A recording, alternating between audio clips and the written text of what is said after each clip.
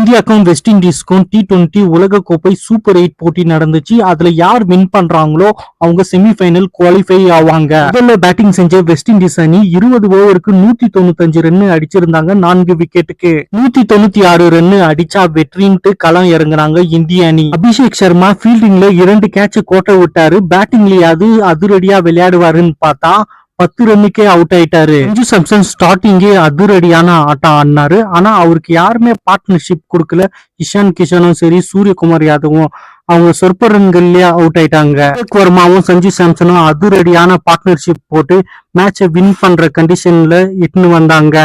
27 ரன்னுக்கு அவுட் ஆயிட்டாரு திலக் வர்மா. சஞ்சு சாம்சன் அதிரடியா ஆடி மேட்சையே வின் பண்ணி கொடுத்துட்டாரு இந்திய அணிக்கு. சஞ்சு சாம்சன் 97 ரன் அடிச்சு குரூஷியல் மேட்ச்ல அவர் யாருன்ட்டு ப்ரூவ் பண்ணிருக்கிறாரு. இதுக்கு மேல அவரை இந்தியன் டீம்ல சேர்க்கவே முடியாதுன்ட்டு யாருமே சொல்ல முடியாது.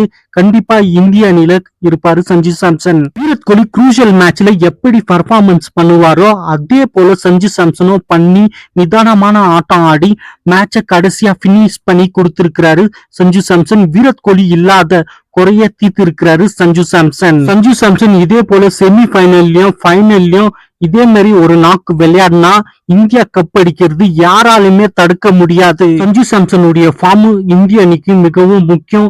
நெக்ஸ்ட் செமி ஃபைனல் மேட்ச் இங்கிலாண்டும் இந்தியாவும் மோத இருக்கிறாங்க. ரெண்டு டீமுமே ரொம்ப ஸ்ட்ராங்கான டீம் தான். ஒருத்தருக்கு ஒருத்தர் சலிச்சவங்களே இல்ல. போலிங்லயும் சரி பேட்டிங்லயும். இந்த ரெண்டு டீம்ல யாரு வின் பண்ணி ஃபைனலுக்கு போவாங்க? இந்தியாவா இல்ல இங்கிலாண்டா? மறக்காம நீங்க கமெண்ட்ல சொல்லுங்க. இந்த வீடியோ உங்களுக்கு பிடிச்சிருந்தா மறக்காம கமெண்ட்ல சஞ்சுன்ட்டு ஒரு கமெண்ட பண்ணுங்க.